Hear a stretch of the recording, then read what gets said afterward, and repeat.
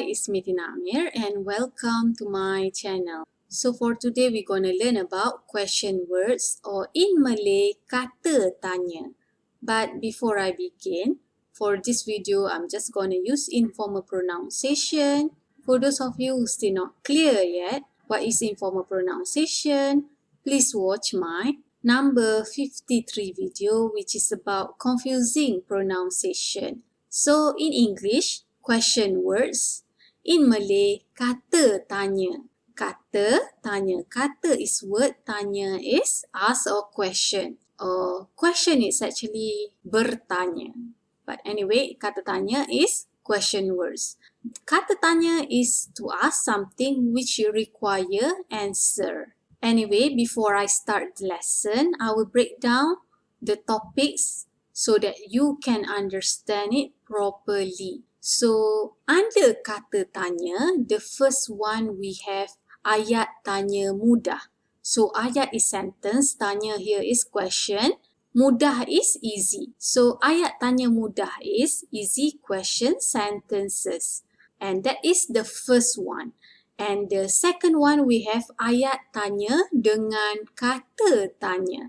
So, ayat tanya dengan kata tanya is question sentences with question words.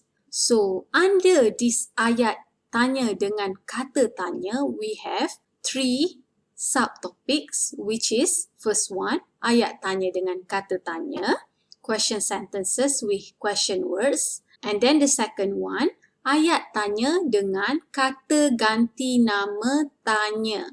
So, ayat tanya dengan kata ganti nama tanya is question sentences with pronouns question. So, kata ganti nama is pronouns. And the third one is ayat tanya dengan frasa sendi nama tanya. So, frasa sendi nama, we have videos about that. Please watch. So, sendi is join, frasa is phrase, nama is name. But frasa sendi nama, I cannot really direct translate it as preposition because there's also difference between Malay grammar and also the English one. But anyway, I just translate here question sentences with prepositions question. But please check out my kata sendi nama videos. And the last one, the last topic, ayat tanya dengan suku kata or suffix kah. So, question sentences with syllable kah or suffix kah. So, basically, there's three. And the second one, you have three subtopics under it. Anyway, to make things easier, we're gonna go through one by one. So, first topic, ayat tanya mudah or easy question sentences. First example here is Puan ini and then question mark. Puan ini, so in English it's like Madam ini and then question mark. And then another examples which I'm gonna give to you is, this is formal Malay. Ali berada di Kuantan. Ali berada di Kuantan. Or in English, Ali is in Kuantan. So, berada is a be at a particular place or spot. D is at, Kuantan is a place. So, Ali berada di Kuantan. But for speaking, we just say Ali ada kat Kuantan and then question mark. This is ayat tanya mudah. Easy question sentences.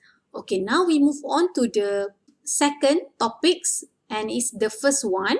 Ayat tanya dengan kata tanya. Ayat tanya dengan kata tanya. This is the first subtopic of the second topic. So, question sentences with question words. I give example under this topic. How much or how many means berapa. Or berapa. Some people just skip that. Berapa, berapa, okay. And then how is bagaimana. And then when is bila. Next one, why is kenapa and mengapa. So basically about these question words, you have to remember it can exist either in front of the sentences or at the back of the sentences. Both are correct. So, back of the sentences, we call it as susunan songsang. Actually, when I introduced to you the topic about write Malay sentences, that's only cover one topic. There's other topic how you can write Malay sentences, including songsang, like reverse. but we haven't go through that topic. We will go through that topic another time. Anyway, about these question words. So basically, it can exist either in the front or at the back, but commonly it exists at the front of the sentences. And it can also exist in the passive form. Remember, Malay passive form? D, the prefix D. So if you watch that prefix lesson D, then you understand about passive form. Anyway, we're going to go through the first example. First example is how. How in Malay is bagaimana. So bagaimana is to ask the ways or situation. I give example here. Kamu bagaimana? Or awak bagaimana? So kamu here is can be you plural or singular. Awak is really you for singular. Bagaimana is how. Or you can also put this bagaimana at the front of the sentence. So, bagaimana dengan kamu? Or, bagaimana dengan awak? So, dengan is we. Kamu here is can be you plural or singular form. And awak is you for singular form. And in English, it means, how about you? But for speaking, our people don't say something like that. This is basically the first one I introduced to you, that is formal form. Now we're gonna learn about speaking form. So normally Malay like to ask, awak macam mana? Awak macam mana? Or kamu macam mana? Kamu macam mana? Or you can also reverse it. Macam mana dengan awak? Or macam mana dengan kamu? So instead of you say the word bagaimana, you replace that bagaimana with macam mana. So if you direct translate, macam is like, mana is where. So macam mana, but like where. But you cannot direct translate it. It's basically to replace the word bagaimana in the formal form. So this is informal form, macam mana. Okay, now we move on to the second example of bagaimana. So formal Malay, bagaimana keadaan awak sekarang? Bagaimana keadaan awak sekarang? Or keadaan awak sekarang bagaimana? Or you can also ask, bagaimanakah keadaan awak sekarang?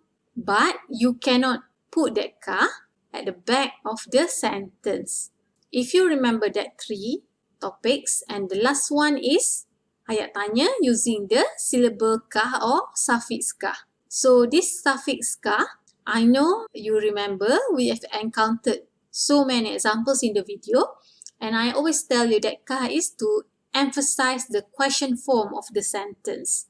And this kah can exist with the question words, but only in the front of the sentences. So it is not allowed for you to put kah at the back of the question words when it's at the back of the sentence. So I give you an example. Keadaan awak sekarang bagaimanakah? This is totally wrong. This is not correct. Only it is acceptable for you to add kah at the front. But without it also no problem. Kah is just to emphasize the question form of the sentence. So, bagaimanakah keadaan awak sekarang? Or, bagaimana keadaan awak sekarang? Or, keadaan awak sekarang bagaimana? That's only. So, bagaimana is how. Keadaan is situation, awak is you, sekarang is now. So, in English, it's basically about how is your condition now. However, that's for formal Malay.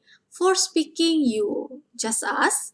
Instead of you say bagaimana or bagaimanakah, you just ask macam mana keadaan awak sekarang. Or you can also ask keadaan awak sekarang macam mana. It's not suitable to put kah here, okay?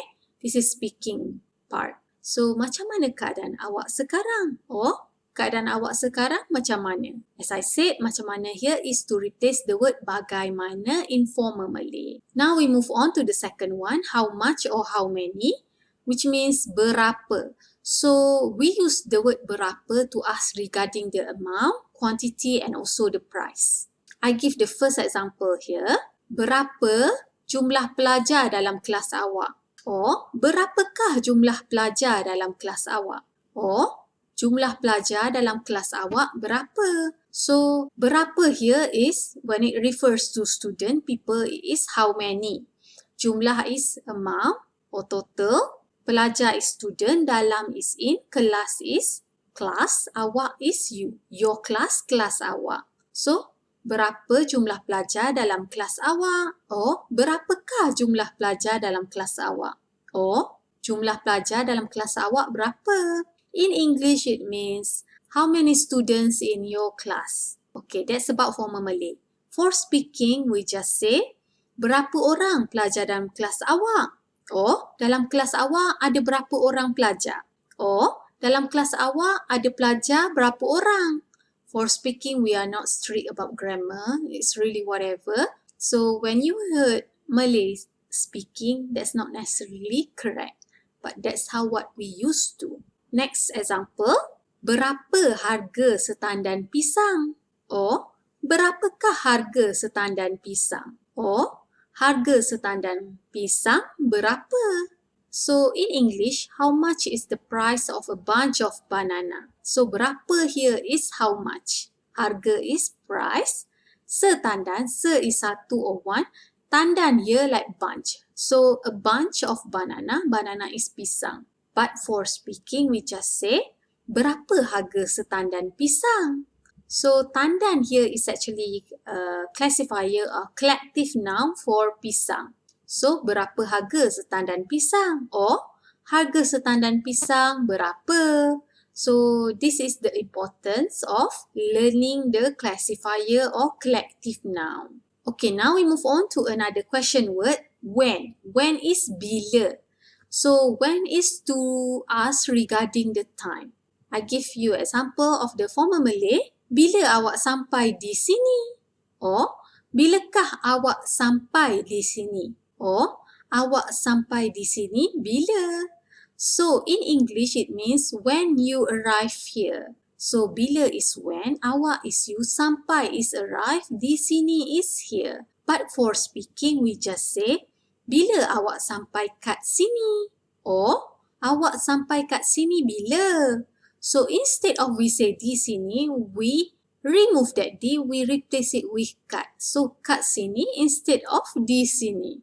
The next example is, bila awak akan ke pasar? Or, bilakah awak akan ke pasar? Or, awak akan ke pasar bila? So, in English it means, when are you going to the market? So, bila is when, awak is you, akan is will, ke is to, pasar is market. But for speaking, we don't say something like that. For speaking, we say, bila awak nak pergi pasar? Or, awak nak pergi pasar bila? So, nak is from the root word hendak, which means want. Pergi is go. This is the sentence we mostly comfortable to use. So, last example for this topic, why. Why is kenapa and mengapa. So, it is to ask the reason. For Malay example, kenapa Lily menangis? Or, kenapakah Lily menangis? Or, mengapa Lily menangis? Or, mengapakah Lily menangis? Or, Lily menangis kenapa? Or, Lily menangis mengapa? So, that's about formal Malay. What does it mean? Why Lily is crying? Okay? But for speaking, we don't say something like that. Basically, Lily is a girl, menangis from the root word tangis. But we don't really say the root word for every conversation we have. For menangis, we really use the word menangis with prefix men plus the root word tangis. So, menangis, we really use this word for speaking. So, I give example here. Kenapa Lily menangis? Or, some people also say like this. Kenapa Lily nangis? So, basically now you can see kenapa is commonly used word compared to mengapa. Mengapa sounds so formal to us. So, we like to use the word kenapa. Some people also shorten the word kenapa. Napa Lily nangis? Or, napa Lily menangis? That's basically the first example. Now we move on to the second example. Kenapa Lulu masih belum pulang lagi? Or, kenapakah Lulu masih belum pulang lagi? Or, Mengapa Lulu masih belum pulang lagi? Or, mengapakah Lulu masih belum pulang lagi? Or, Lulu masih belum pulang lagi kenapa? Or, Lulu masih belum pulang lagi mengapa? That's the example of the formal Malay. So what does it means? It means why Lulu is still not returned or returned home. So in Malay we just ask like this. Kenapa Lulu tak balik lagi? Oh, kenapa Lulu tak balik lagi? Oh, Lulu tak balik lagi kenapa? Oh, Lulu tak balik lagi kenapa? So, tak from the word tidak, which means not. Balik also pulang, but we prefer to use the word balik compared to pulang. Lagi is yet. So, why Lulu still not returned? That's basically the meaning. Okay, now we move on to the second subtopic, ayat tanya dengan kata ganti nama tanya. So, kata ganti nama is pronouns. So, basically question sentences with pronouns question. So, under this topic, you will have what is apa, who is siapa, and where is mana. They can exist in also passive form and also can exist in the front and at the back. So about mana, I will explain later the difference between mana and di mana. So you will have clear idea about it. Anyway, we're going to start with the first example, apa. Apa is what. So apa it is to ask about things or animals, and it is not to be used for human. However, for the case of asking your name, what is your name? Certain Malay will use the word apa. Apa nama awak? What is your name? That is not correct for formal Malay, but for speaking anyway, people say it. So we don't bother about it. So if you want to say for speaking, Malay really don't mind about it. But anyway, it's nice for you to know that it is not correct. So I give first example here. Apa yang awak lakukan sebentar tadi? Or, apakah yang awak lakukan sebentar tadi? Or, awak lakukan sebentar tadi apa? So, in English it means, what were you doing? What were you doing? Awak is you, yang is that, lakukan is did, sebentar tadi, just a while ago, something like that. But for speaking, we normally say, apa awak buat tadi? Or, tadi awak buat apa? Tadi here is just now, buat is make. Apa is what, awak is you. So for speaking, we really use the simplest form of sentence. Apa awak buat tadi? Or tadi awak buat apa? That's basically about the first example. Now we move on to the second example. So second example, apa nama kucing ini? Or apakah nama kucing ini? Or nama kucing ini apa? So, in English, it means, what is the name of this cat? So, apa here is what? Kah here is to emphasize the question form of sentence. Nama is name, kucing is cat, ini is this. But for speaking, we don't say something like that. For speaking, we just say, apa nama kucing ni? Or, nama kucing ni apa? So, ini we shorten to ni, which means this. Next one is who. Who means siapa. So, siapa is to ask about people. I give first example here. Siapa nama guru kelas awak? Or, siapakah nama guru kelas awak? Or, nama guru kelas awak siapa? In English, it means, what is the name of your class teacher? So, siapa is who, nama is name, guru is teacher, kelas is class, awak is you. Kelas awak, your class. So, in Malay, for speaking, we normally just say, siapa nama cikgu kelas awak? Or, siapa nama cikgu kelas awak? Or, we also say, nama cikgu kelas awak siapa? Or, nama cikgu kelas awak siapa? So, instead of we say guru, we prefer to use the word cikgu. Okay, now we move on to the second example. Formal Malay, siapakah dia itu? Or, siapa dia itu? Or, dia itu siapa? So, in English it means, who is she or who is he? So, siapa is who, dia is he or she, itu is that. So, siapa dia itu? Or siapakah dia itu? Or dia itu siapa? But for speaking, we just say, siapa dia tu? Or, siapa dia tu? Or, dia tu siapa? Or, dia tu siapa? So, instead of we say itu, we just shorten it to tu, which means that. Now, we move on to the confusing part of everything.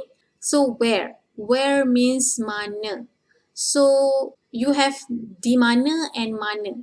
But for this one, I will explain to you. So, mana is where, but it refers to things and people, as it is under the category of kata ganti nama or pronouns. Okay? And for your information, mana and di mana don't have the same usage. Di mana is not under this category. Di mana is under the category of frasa sendi nama. Ayat tanya dengan frasa sendi nama tanya. Not under this one. So I give you example of this thing. Form a Malay sentence. Mana buah durian yang saya bawa tadi? Or, manakah buah durian yang saya bawa tadi? Or, buah durian yang saya bawa tadi mana? So in English it means, where's the durian that I brought? So mana is where, here buah is fruit, durian is durian. So in English I don't really put durian fruit, but in Malay we say something like that. Yang is that, saya is I, bawa is bring, tadi is just now. But for speaking we just say, mana durian saya bawa tadi? Or, durian saya bawa tadi mana? So instead of we say bawa, we use the word bawa. So for speaking, we add K at the back of bawa, then it become bawa. But bawa is not the correct spelling. Please remember. That's about it. Now we move on to the second example of this one. So for Malay, mana pembaris saya? Or manakah pembaris saya? Or pembaris saya mana? In English it means, where is my ruler? So, pembaris is ruler, saya is I, pembaris saya, my ruler. But for speaking, we just say, mana pembaris saya? Or, pembaris saya mana? So, here is basically the same, just we don't really use the word kah, okay? So, where is my ruler? I wanted to remind you under this topic of kata ganti nama tanya, the pronouns of the question, which is who, siapa, and then what, apa, and then where, mana. Not di mana, but mana. These words can undergo the process of reduplication. So I give you first example. Siapa, siapa. So siapa is who? Siapa, siapa. Let's take a look. So in Malay, for Malay, tidak dibenarkan siapa-siapa or sesiapa pun masuk ke dalam istana ini. In English, whoever cannot enter this castle. So, tidak is not, dibenarkan, benar is allow, dibenarkan, passive form of it, tidak dibenarkan, not allowed. Siapa-siapa or sesiapa is whoever, pun is even, masuk is enter, ke is to, dalam is inside or in, istana is castle, ini is this. But for speaking, we don't say something like that. For speaking, we just say, sesiapa pun tak dibenarkan masuk dalam istana. Or, sesiapa pun tak boleh masuk istana. So, tak from the word tidak, which means not. And then ke, we just drop it. Tak boleh, cannot. Okay? Tak, tidak boleh or tak boleh masuk istana. As simple as that. Okay, another word is apa. Apa is what. So, apa-apa, let's take a look at the meaning. For Malay, apa-apa yang baik, jadikanlah teladan. So, in English, whatever is good, make an example. So, apa-apa here is whatever. Apa-apa, whatever, yang is that, baik is good, jadikanlah, make. Make it, something like that, lah no meaning here. Teladan is good example actually. For speaking, however, we just say apa-apa yang baik, jadikan contoh. So, teladan sounds so formal to us, we just say contoh normally. Contoh is example. So, apa-apa yang baik, jadikan contoh or buat contoh, make. Buat is make. Make contoh. Other than that, instead of we say apa-apa, Malay also like to shorten it to papa. Papa yang baik, jadikan contoh. Or papa yang baik, buat contoh.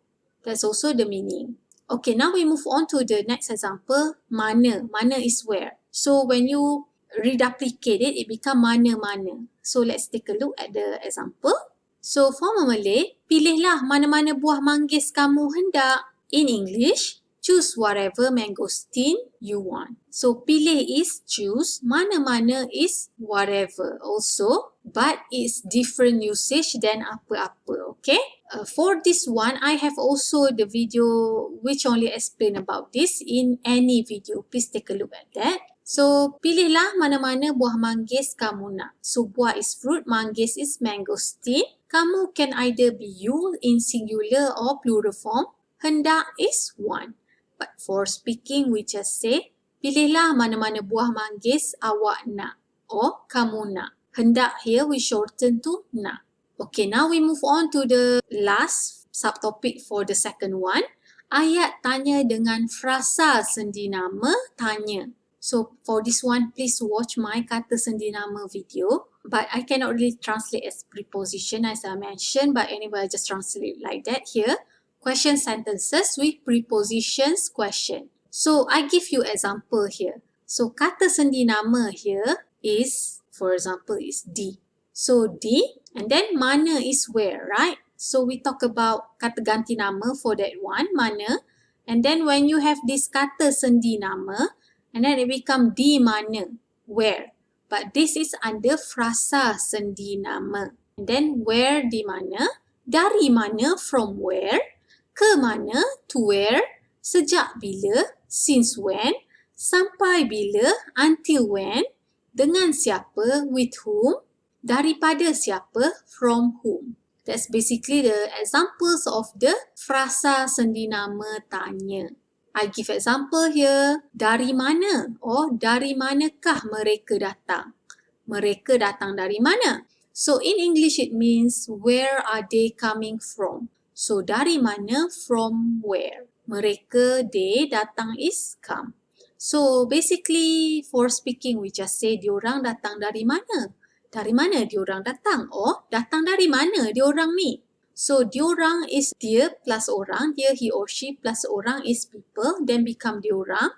Instead of we say mereka, we say diorang. Ni is the word ini which means this. So diorang datang dari mana? Oh, datang dari mana diorang ni? Oh, dari mana diorang datang? That's basically about it. I wanted to give you another clear idea about this. Mana in kata ganti nama tanya, if it's used, then the answer normally would be that, itu, or this, ini. So for example, this is formal and also for speaking. Mana Ali? Oh, Ali mana? In English is, where is Ali? When you ask very general like this, then the answer also will be general. So the answer will be tu from the word itu which means that, or ni from the word ini which means this. But another examples of using the frasa sendi nama di mana. So when you use di mana, frasa sendi nama, tanya, then the answer would be di sini, here, or di sana, there, or di situ, also there, or di and then the name of the place. So I give you example here, Ali sekarang di mana? Or di mana Ali sekarang? So sekarang is now, di mana is where. In English it means where is Ali now? So in Malay, Ali sekarang kat mana? Kat mana Ali sekarang? Or sekarang Ali kat mana? Instead of we use di mana, for speaking we just say kat mana. So the answer would be in formal Malay, Ali di Taman Tasik sekarang. In English, Ali is at Taman Tasik now. So Ali di at Taman Tasik is the place, sekarang is now. So as you can see here, is more specific. But for speaking, we just say Ali kat Taman Tasik sekarang. Or Ali sekarang kat Taman Tasik. Or sekarang Ali kat Taman Tasik. Okay, for speaking, that's accepted. I hope you clear now about the usage of mana and di mana. Because some people really confused about it. And another misunderstanding, some people use the word di mana as a conjunction. but it is not correct for every sentences, as it looks like you make that Malay sentence as in English form, or in Malay we say diinggriskan. I give example here. Wasiat merupakan satu-satunya cara di mana seseorang itu boleh memberikan hartanya kepada sesiapa yang dikehendakinya. In English it means wills are the only way in which or where one can give his property to anyone he wants.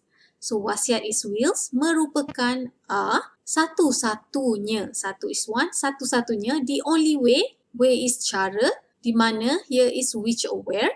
Seseorang is someone. Itu is that, boleh is can, memberikan from the root word beri which means give, hartanya property, his property or her property, kepada tu sesiapa, anyone, yang that dikehendakinya, he wants. Okay, so this is wrong. You can just drop that di mana and it will be wasiat merupakan satu-satunya cara seseorang itu boleh memberikan hartanya kepada sesiapa yang dikehendakinya. So di mana here is not even needed. It's correct just like that. No need to add di mana. So I will tell you, if you really want to use the word di mana as a conjunction, then it must refer to place. For example, Datuk tidak ingat di mana beliau meletakkan cermin matanya. So in English, grandfather couldn't remember where he placed his glasses. So Datuk is grandfather, tidak, not, ingat is remember. Di mana here is where. Beliau, he or she, but we respect, meletakkan from the root word letak which means place. Cermin is glass, mata is eye, cermin mata is glasses or spectacles. Nya refer to the pronouns for Datuk.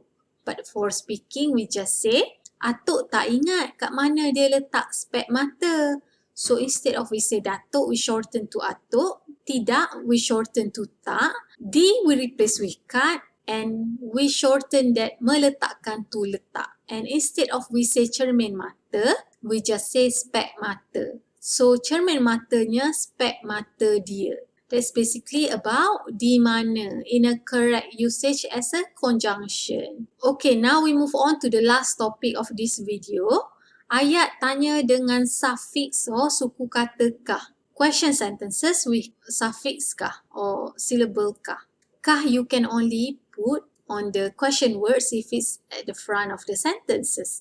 So at the back of the sentences, you're not allowed to do so as we went through the examples before. So you use adakah to ask regarding certain matter.